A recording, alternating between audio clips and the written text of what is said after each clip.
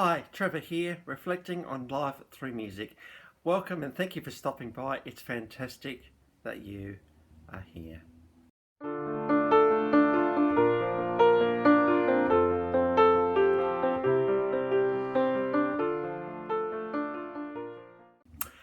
Well, I trust you enjoyed my last video on Aussie rock band The Choirboys. And through this song, Run to Paradise, which is not just an iconic song for them, but an iconic song for Australia in general, we just looked at drugs and alcohol and maybe the journey of that a little bit. So I trust you found that one an encouragement. And in the video, I urge you to have a look at the video nuggets, which is in the description below on that one. So if you are struggling with drugs, I really encourage you to look at that one. We'll go from a guy today. Was born in Argentina in 1948, but he was only born in Argentina because he was a part of a diplomatic family. His father was a diplomat from Ireland, and so that's why he was born in Argentina. But they settled back into a pretty incredible castle in Ireland in 1960. Now, this guy has had an amazing career. His output is absolutely prolific. I would put him in the progressive rock, progressive pop. I just created a genre, progressive pop. One of his most well-known songs is an absolutely stunning ballad. And one of the other things that he is kind of known for is lyrics that are quite mysterious, and we'll get onto a couple of those in a minute. The guy we're talking about is Chris de Burgh. Now, between 1974 and 2016, he has released 22 studio albums. That's getting up there, actually, for number of albums for people. That's quite a lot. 4 live albums and 9 compilation albums, and there's been some video albums released as well, and 66 singles. Now, some of these singles have been absolutely massive for Chris de Burgh, and one of those just always played on the radio sort of songs. Estimated to have sold 45 million albums worldwide, and he received the Lifetime Achievement Award from the Irish Post Music Awards, just acknowledging him for his contribution to the world of music. So Chris de Burgh today, what can we say about Chris de Burgh? His lyrics, as I said, his lyrics are very, very mysterious sometimes. We wonder what on earth he's trying to sing about, but we're just compelled because he's also an incredible storyteller. Now, Chris de Burgh has got a pretty good voice. He's very strong in places, very croony and smooth in others, but he's backed by a pretty incredible smooth band, and the production in his songs are pretty good. His songs require just a bit of different stuff in them, and certainly his band just rises to the occasion. Now, I do have some live clips coming up, so you'll see what I mean about that. He does like talking about history of war, particularly the First World and the Second World Wars, and so a few of his songs talk about soldiers and getting into their mindsets a little bit. And I think it's sometimes good just to be reminded of these two events that if we actually had bothered to talk to each other, maybe we could have avoided. But, you know, these things happen from time to time. It's just unfortunate that the Syrian war has just reached its 10th anniversary. So that's a war just needs to stop. It doesn't seem to be. So Chris de Burgh, I think, it just asks the questions about why these things happen. And it's always good because there's nothing like music to try and cut through the politics at times. Well, I had to debate about which song I was going to look at today for Chris de Burgh, because there are certainly a couple of iconic songs to look at. I could have gone for Lady in Red, Missing You, a few long songs like that, because of course Lady in Red is an iconic love song of his. But I thought I would go back to probably his iconic Don't Pay the Ferryman. And this came from the Getaway album of 1982. Now, the story of Don't Pay the Ferryman, and this is when I talked about mysterious lyrics. This is right what I'm talking about with this particular song. We have a guy. We have a darkened night, and we've got a little boat crossing the water, and we've got this hooded man, and the gravelly hands. They're getting people across the water. He has a bit of a reputation being a bit scary and a bit whatever sort of thing. When you combine that with the kind of the dark night, it just takes on a bit of a life or a mythology all of its own. And so yeah, and of course one of the lines in this particular song is, as the storm is starting to get bigger and bigger, you've got to pay me now, because we may not get to the other side. But Chris de Burgh's words are, don't pay the ferryman until you get to the other side. Now, I was having a little bit of a think, and it hit me this morning about where I could go with this one actually. I think it's about holding our nerve. I was out I do some driving mentoring with some kids around the age of 20, and we're on the freeway yesterday, and we're doing 100 kilometres an hour, which is pretty exciting for someone who, but to be able to do that for the first time and just to be comfortable with that speed and know that they can do it, because I wouldn't put kids on these roads if I didn't think they could do it. And about our freeway in Adelaide, there's kind of 3 lanes for some of it. Now, I know from past experience that we never sit in the left-hand lane. Now, for those of you who are in the US, we drive on the opposite side of the road to you guys. We drive on the left-hand side of the road. And incidentally, our driving position is on the right-hand side of the road, so completely opposite to you. But when you think about it, you guys are sitting in the middle of your road as the driver. Well, we're doing the same thing, just we're on the different side of the road. So when I talk about the left-hand side, the left-hand lane, that's the slow lane. That's the lane where people go when you're a truck, for instance. Of course, the thing about a truck that might be going up the infamous South Eastern Freeway in Adelaide, which has got a bit of a hill to it, and trucks have careered down through intersections the other way, so we're a little bit nervous about this road now. Adelaide is surrounded by hills, and I think, getting into Adelaide can be a bit of a challenge for some trucks in particular. So trucks are sitting on the left-hand side, and they might be doing 60, 70 kilometres an hour when everyone else is doing 100. So the last thing you want to do is to be stuck behind a truck, because to try and get out when people are doing 100 kilometres an hour is just really, really hard. And so just imagine a learner sitting in the middle lane, careering up the freeway for the first time, and he sees this truck on the left-hand side. He says, "Oh man, it's a semi with another trailer on the back. That's really scary and really, really big." I'm thinking, "Oh man, it's just oh man, I want to get past this thing, but I don't want to at the same time." I say to these kids at this time, I said, the only thing we need to worry about is our 2 lane lines. Just look at them, and we can go past the truck. We don't need to deviate even slightly from our line here. We just keep our nerve and keep straight and get past it. We don't even look at the truck. We don't look at the truck. We just look straight ahead and we get past it. But do you know what? Even for myself, I get quite nervous in that scenario myself, and I've been driving for 30 plus years. I still get nervous going past trucks. There's just something about the size of them that's a little bit scary.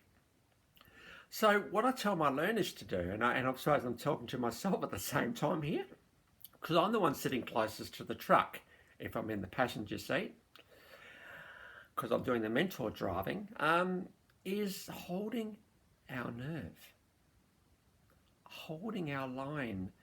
Even when something might be getting close to us and we're thinking, "Oh man, oh, that's scary. I need to retreat now. I need to just stop, and I need to just retreat because it's just too scary." And it could be that the obstacle is just a small obstacle, and we think, "Oh, I just can't face the obstacle," or we think, "Oh, gee, I'm going to hold my nerve, and I'm going to keep going forward.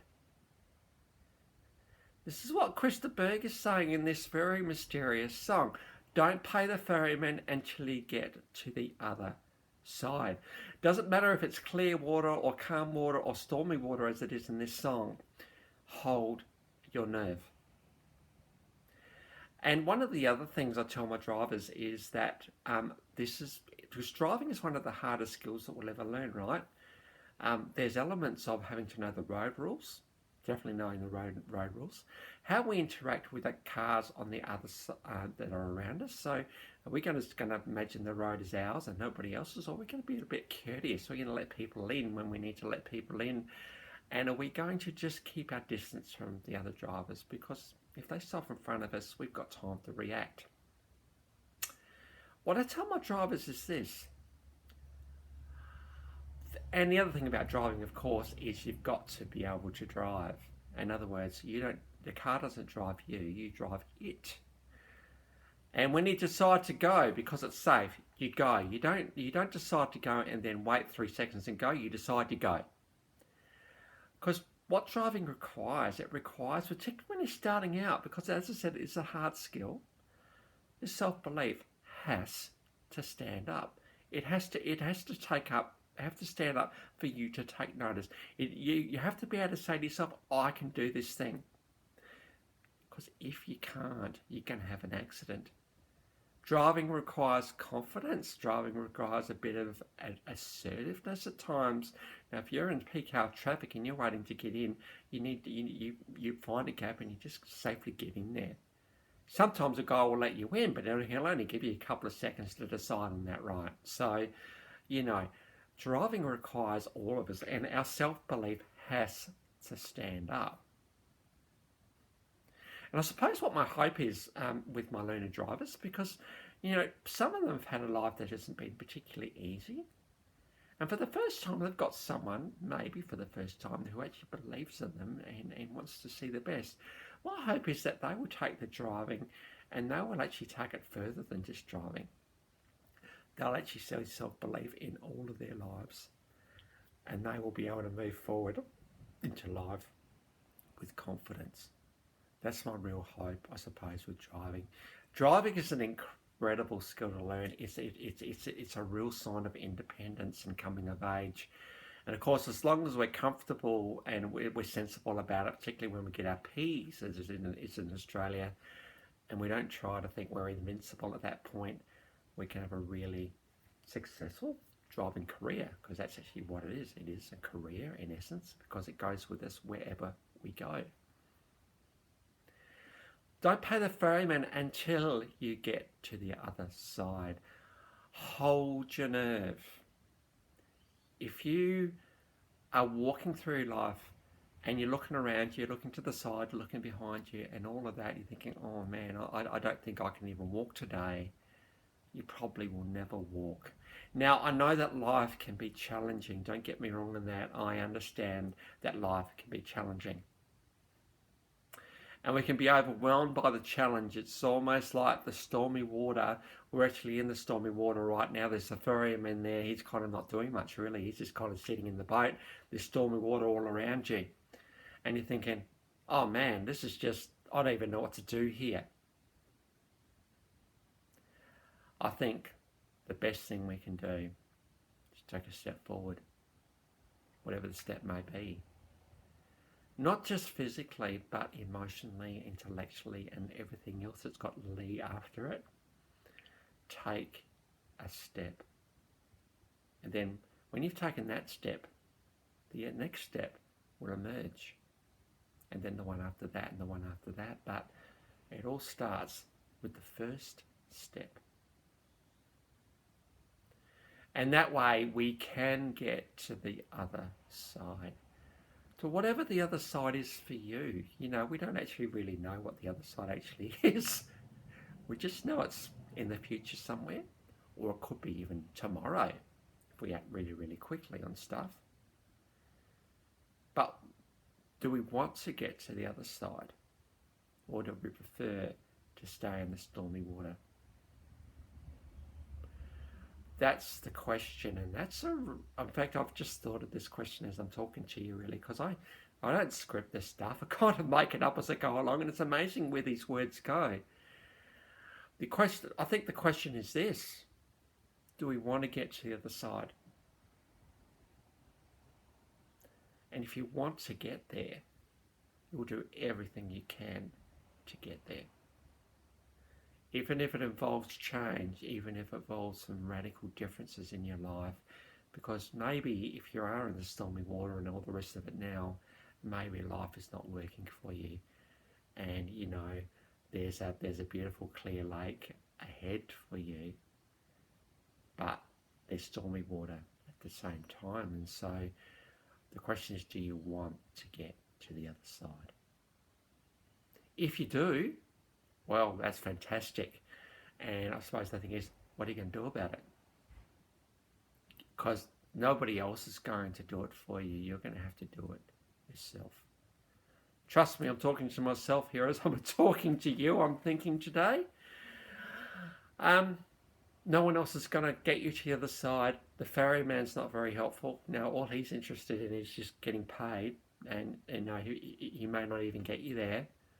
So you've got to almost take control of the boat and get yourself there instead. Get rid of the ferryman. He's not being very helpful. He's actually just a bit of a self-sinking mongrel. He's not going to help you.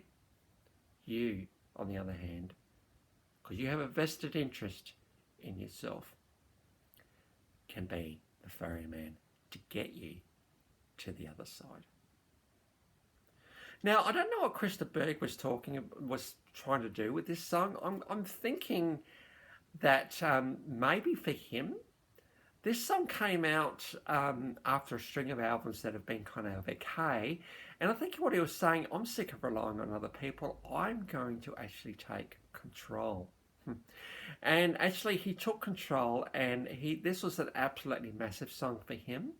An absolutely massive song. And I think he can look back thinking, well, that was a significant song for me. And I actually agreed with myself that I'm not going to pay the ferryman. I'm going to do it in my own way.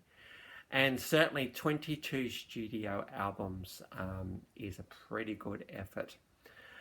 And so, yeah, I think there's encouragement for today. Don't pay the ferryman. Get rid of the ferryman. Just get rid of him. You are the ferryman. And you don't have to pay yourself, right? You just have to get yourself to the other side. So, it's amazing where these videos go at times. I wasn't even expecting to go that way, but there we go. I hope it's been an encouragement for you today. Well, on to the clips. And yes, we have to have Don't Pay the Ferryman.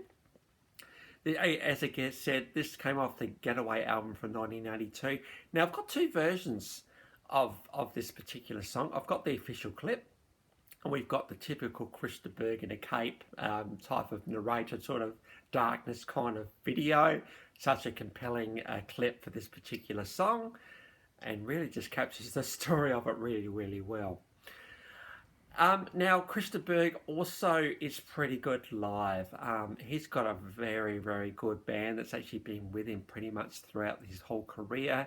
They know exactly what he needs to get his music, because we are talking progressive pop here and progressive rock.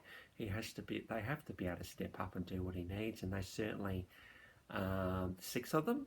We've got drums and bass and keyboards, and I'm sure the keyboard player is a bit of a musical director.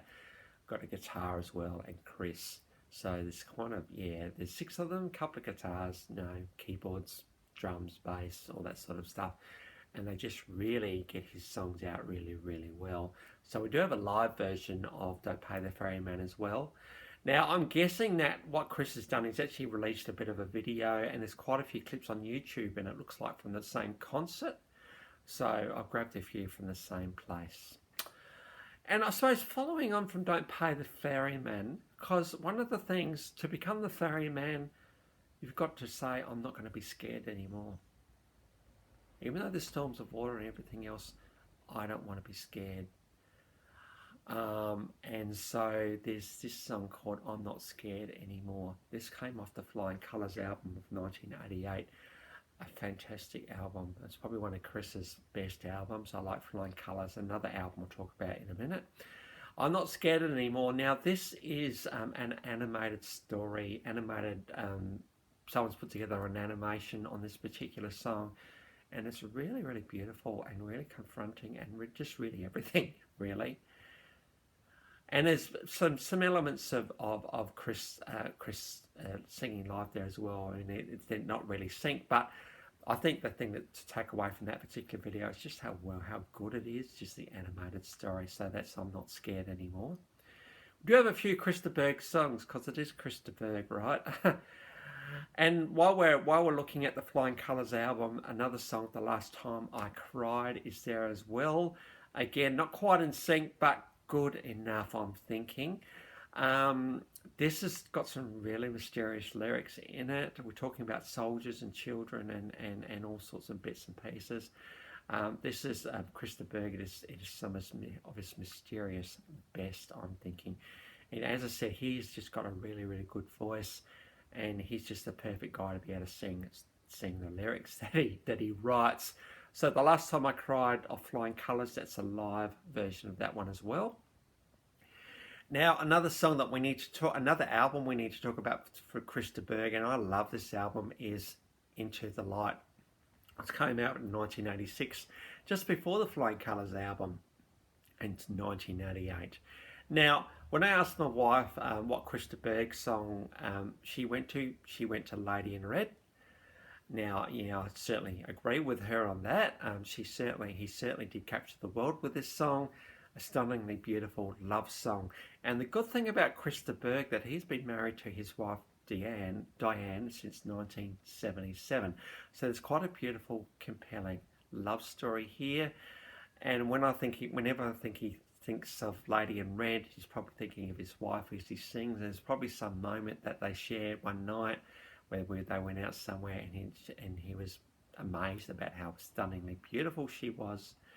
She was probably wearing red, I'm thinking, and so he was compelled to write this probably life-changing song for him. And you can just see that he knows how to sing ballads well and truly. Now, this is a beautiful performance because this is in front of a whole orchestra, and so you get to see a very rich production of Lady in Red.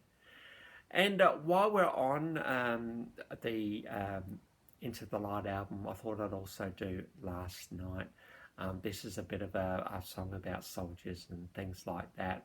Very, very good song. Chris really lifts things in his choruses. You think, oh, wow. And then you don't think they can lift anymore. They just keep going and they go to new levels. And so, yeah. And just the whole story that he tells as well, it's just really, really good. So, all the links to all of those songs, all 1, 2, 3, 4, well, 6. I know there's 6 songs there, but it is Chris de Burgh, 22 albums, so we need to give him a bit of a go. So you certainly select all or some or whatever you'd like to do, but certainly have a look at Don't Pay the Ferryman, I'm thinking, because we've talked about that song today. And I'm Not Scared Anymore too. It's pretty good, so have a look at those if you would like. And by the way, I've also included my link to my last video from the Choirboys, so if you want to recap on that one, feel free. Well, there are a few people who start with Chris, so we're going to be going through a few Chris's in the next little while, but that's okay. That's the part of the list that I'm up to right now, and so the astute amongst you would realise I'm doing my artists in alphabetical order most of the time. I'll just put that in there. And so there we're up to a few Chris's. So there we go. So if you have come back for another video, it's great that you're here. Really, really good. I love it when people come back. And if you have watched it to the end, fantastic as well. The encouragement always that if you do click on one of my videos, please watch it to the end, because hopefully that you'll be encouraged by the stuff that I say. And for those who are here for the first time, welcome to Life Reflections Through Music. And please note the invitation below that if you want me to look at a song, just drop it in the comments. Or it could be, oh, I just want an artist by whoever, just a song by them. Just drop the artist in the name and I'll try and pick just the right song for you. More than happy to do that one for you. Well, that's it for today. Now, as I said, we've got going through a few of the Chris's at the moment. Next time we're going to go on to singer-songwriter Chris McClarney. So until then, I'll catch you around.